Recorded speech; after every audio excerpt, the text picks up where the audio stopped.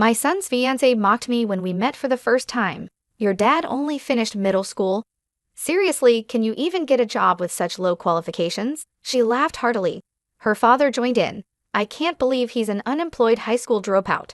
They belittled me, and to make things worse, they served food only for themselves, excluding me. The fiancé's mother said with a big smile, I prepare meals only for my family. I've never seen someone treated so badly during a meeting between two families. I decided to get back at the 5 rude people, including my son, and told them to say whatever they wanted before storming out of the restaurant. My name is Eric Roberts. I just turned 59 this year, and I have a 24-year-old son named Larry. But my relationship with my son is strained, and he never comes to my house. I've often regretted how I raised him, as this led to the situation we're in now. I lost my beloved wife when Larry was still in elementary school. My wife had been frail since childhood, and she passed away at the young age of 47. At my wife's funeral, I didn't care about the judgmental looks from relatives. I sobbed like a little kid. Larry was more composed, telling me, Dad, it's sad, but let's say our goodbyes to Mom. But my grief only lasted during the funeral. Back then, I was running a real estate business I had inherited from my father. The day after my wife's funeral, I woke up to phone calls from clients.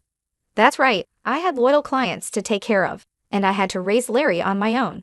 Those phone calls snapped me out of my grief, and I headed to my office. At the same time, I took part in school events and PTA meetings, filling the role my wife had played all by myself. There's no way my clumsy self could juggle work and school events perfectly on my own. I quickly gave up and decided to temporarily close my business. I handed over my clients to another real estate agency so I could spend time with Larry. But when I went to his school, Larry glared at me and said, Dad, I told you not to come. He even complained, don't tell anyone you're my dad. Without saying whose parent I was or why I was at the school, I would just be some stranger. Even today, I'm wearing a name tag that says Roberts as I participate in PTA activities. I couldn't understand why my son suddenly started giving me the cold shoulder, but it didn't take long for the truth to come out. Hey, isn't that your dad? What's he doing at school on a weekday? Does he have nothing better to do? One classmate said, My mom said that after your mom passed away, your dad became jobless, right?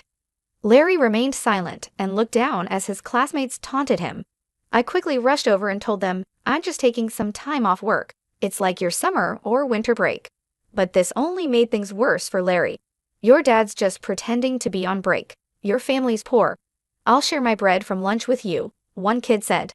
Larry grew more and more resentful, and his classmates kept making fun of him. Despite knowing my son was being ridiculed, all I could do was look the other way. I can't remember how many times I cried alone because of how pathetic I felt. Soon, when Larry entered middle school, he started hanging out with delinquents. He would sleep over at friends' houses and hang out at gas station parking lots until late at night. Back in the day, cell phones weren't very common, and it was rare for a middle schooler to have one. Larry started coming home less and less, and I had no clue where he was or what he was doing. All I could do was apologize when I got calls from the school saying there had been a complaint from a nearby gas station. Whenever I went to Larry's school, Larry and his rowdy classmates would call me names like good for nothing and bottom of the barrel while throwing empty cans at me. Larry had become more violent since entering middle school, and I was scared to even talk to him, not knowing what he might do. I wish I had handled things better when he was still in elementary school, but what was the right way for a parent to deal with a child's bad behavior? I had no idea how to communicate with a teenager and was utterly confused. He skipped school without caring and even ran away during classes. His grades were rock bottom. At a parent-teacher conference, they told me about a private high school where even Larry could get in, and I was relieved. I was glad there was a high school he could go to. I thought maybe he'd calm down a bit after going to high school. Just as I hoped, after starting high school, Larry began to take his classes seriously. He studied hard, started scoring a bit above average on tests, and even made it to college. But his disdain for me remained the same. Even after going to high school, he continued to bounce from one friend's house to another, never stopping by home. After getting into college, he started living alone in a dorm and paid his tuition by working part-time. He was living independently, which was commendable, but he was cold as ice towards me. Even after he started working, he never once came home. Then, out of the blue, when Larry was about 24, he called me. He said, "I've got someone I want to marry." Then he goes, "Next Sunday at 3 p.m. We're meeting up at a fancy restaurant, so be there," and lets me know the plans he made without even asking about my availability. I was like, hold on, this is too sudden. But when I got mad, he just said, "If you can't make it, don't bother," and hung up the phone with his cold attitude. I had mixed feelings, but he's my only son, so for his sake, I went to the fancy restaurant at the time he told me to. When I got to the restaurant, her folks were already there, and they were like, "Who are you?" All rude. I was like, "You call me out of the blue, and then ask who I am? Come on." But even though I was fuming, her folks just said, "No, we didn't call you," and they were just as cold as my son. Now my son Larry was standing there smirking. This guy was up to something. Still not sure I trusted what was happening, I headed inside the restaurant. There was no talk about Larry or his partner Kelly. Instead, I was the center of their attention, and they treated me like an intruder. Then Larry started saying, "This guy here dropped out of high school and worked, but after mom passed, he's just been loafing around, telling Kelly and her folks." I was like, hey, this isn't the time or place, but he didn't care. Then, to top it all off, Kelly burst out laughing, saying, "For real? Can a person even get hired with just a middle school education?" Kelly's dad added, "Wow, raised by a high school dropout and layabout, but you're here with a college degree and a job at a big company. You took your old man as what not to be, huh?" Praising Larry. I was too tired to argue and was about to say what you want, I'm out of here, but then a waiter came in from behind me with the food. "Sorry for the wait," he said. "Oh right, the food hadn't even come yet." I was so upset I forgot. I tried to calm down, thought I'd just eat what was in front of me and leave, but the food that got brought out was only for Larry, Kelly, and Kelly's parents. The waiter said, "I'm sorry, we had a reservation for 5, giving me this look." Kelly's mom said, "Yes, that's correct. He's not our family, so don't mind him," giving the waiter a sweet smile. The waiter looked all kinds of uncomfortable and backed out. Just as I was about to lose it, Kelly's dad cut me off. He said, "We don't want anything to do with some deadbeat high school dropout. Our family and relatives are all bank employees, doctors working at major companies. You don't belong here. Please leave." That was enough. I said, "Is education and job history all you care about? Aren't you folks a bit off your rockers?" and got up to leave. To that, Kelly's dad said, "I work at Bank of New York Mellon, where education and job history really matter for clients' trust." "But of course, a layabout like you wouldn't know." I said, "Oh my, you work at Bank of New York Mellon, huh? That's quite impressive," and walked out. I said that as I was leaving, but they didn't hear me. The next day, I paid a visit to Bank of New York Mellon, where Kelly's dad works.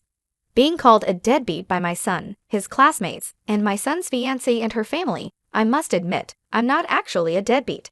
After my wife passed away, I temporarily closed my real estate business. Let me clarify, it was just a temporary closure. I didn't shut it down for good. After my wife's passing, I switched my business to online management so I could prioritize my son's school events and PTA meetings. When I had a physical store, most of my clients were neighbors, but after switching to online management, I could serve customers from all over the country, like people living in small towns about an hour's drive from the nearest train station, and even Americans living abroad. I started getting more consultations about renting and buying properties from these folks. Thanks to the internet, I could expand my property portfolio and cater to a broader clientele. Running a real estate business online made things possible that seemed like a dream. Additionally, I was quite active in stocks and investments as a hobby. Currently, I have $70 million deposited in Bank of New York Mellon, where Kelly's dad works. Upon arriving at the bank, I promptly requested to speak with a branch manager and informed him about everything that happened the day before.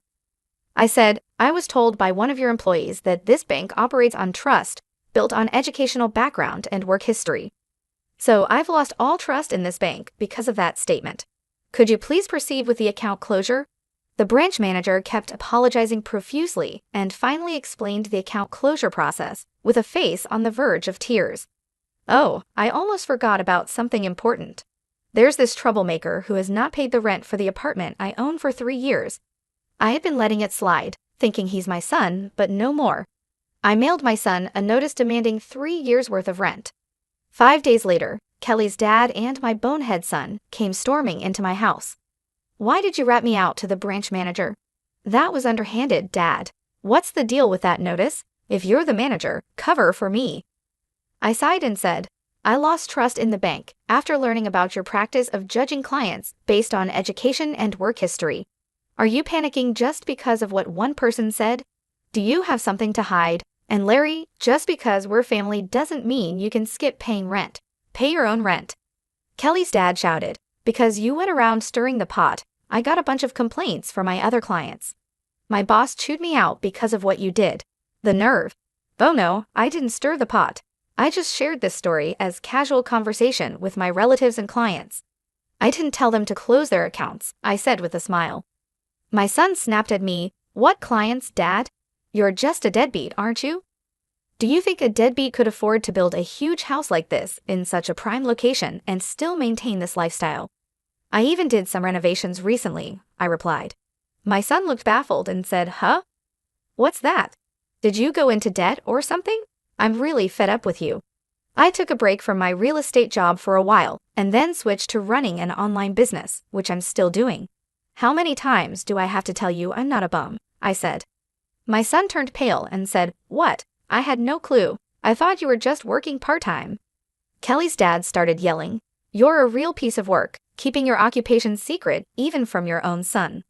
Annoyed, I said, say whatever you want, and closed the front door. Outside, I heard them shouting, you've ruined my reputation. I'm gonna sue you. I can't believe I've been duped by my old man for this long. I'm not gonna let him do this to me. They were making a ruckus, but after about 5 minutes of shouting, they seemed to get exhausted and it got quiet. Once they realized that shouting was meaningless, I figured they wouldn't bother coming around here again. I let out a sigh of relief and went to make myself a cup of coffee. Just then, I heard my son's voice outside again. You big fat liar. What are you still doing here? I said as I looked out the window to see Kelly's dad and my son spray painting my front door. You've got to be kidding me. What are they up to now? Just as I was about to go outside and give them a piece of my mind, I heard a police siren getting closer. Could it be that someone in the neighborhood called the cops? My hunch was right. When I went outside, the 3 of them were being detained by the police, who had shown up because of a neighbor's complaint. There he is, that big fat liar. I lost all my credibility at work because of him, they shouted. The police calmly loaded them into the patrol car, saying, all right, we'll take it from here. Then one of the officers, who seemed to have just noticed me, approached with a strangely cheerful expression. Sir, would you please come with us to give your statement?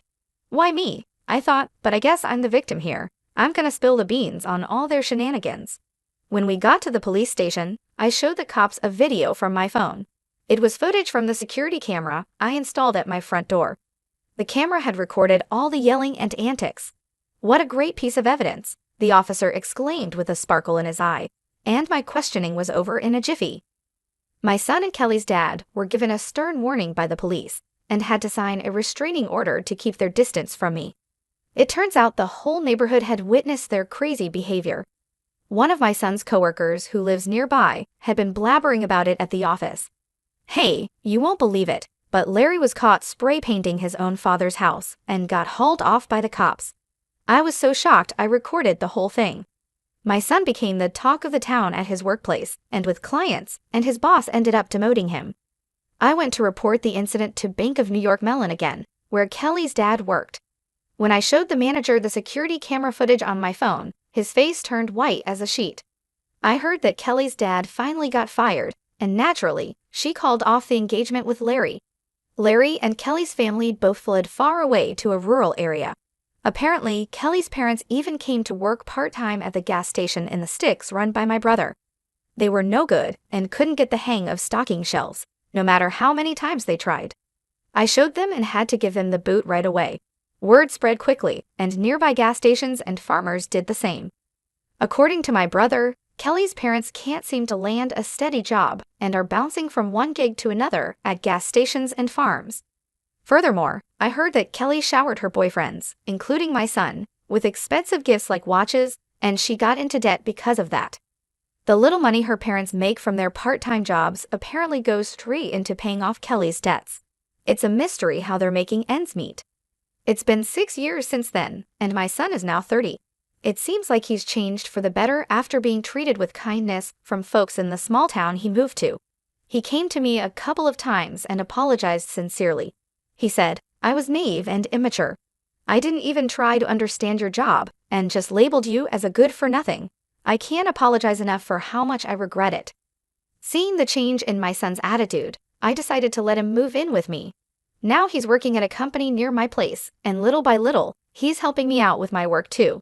But don't get me wrong, he's still inexperienced, and I don't trust him completely. I'm hesitant to hand over all my work to him, but I'm going to observe his behavior and attitude towards work and make decisions accordingly. If he proves he's really turned his life around, I might consider handing over the reins of my business. But if I told him that, he might get too excited and say, "For real?" I'll hand in my 1 week's notice tomorrow and do something impulsive. I'm living with my son, holding on to the hope that one day I'll feel confident enough to trust him with everything. After the incident with the police, the news about Larry and Kelly's dad spread quickly. The neighborhood couldn't stop talking about it. One of Larry's coworkers, who lives nearby, blabbered about it at the office, saying, "Hey, you won't believe it, but Larry was caught spray painting his own father's house and got hauled off by the cops." I was so shocked I recorded the whole thing. Because of this, my son became the talk of the town at his workplace, and his boss ended up demoting him. I went to report the incident to Bank of New York Mellon again, where Kelly's dad worked. When I showed the manager the security camera footage on my phone, his face turned white as a sheet. He was speechless. I heard that Kelly's dad finally got fired, and naturally, she called off the engagement with Larry. Larry and Kelly's family both fled far away to a rural area. Apparently, Kelly's parents even came to work part-time at a gas station run by my brother. They were no good and couldn't get the hang of stocking shelves, no matter how many times they tried. My brother said they were a complete disaster, always messing up and causing trouble. Despite all this, my focus remained on my son. It's been a long road, but I believe he's starting to understand the importance of hard work and responsibility. He's apologized for his past behavior and seems genuinely remorseful. I've told him that actions speak louder than words, and I'm watching to see if his actions match his apologies. Living with him again has been challenging, but it's also been a chance for us to rebuild our relationship. I see glimpses of the man he could become, and it gives me hope. I haven't decided yet whether I'll hand over my business to him, but I'm giving him a chance to prove himself. If he shows he can be responsible and trustworthy, then maybe, just maybe, I'll consider it. But for now, I'm taking it 2 days at a time, hoping for the best and preparing for the worst.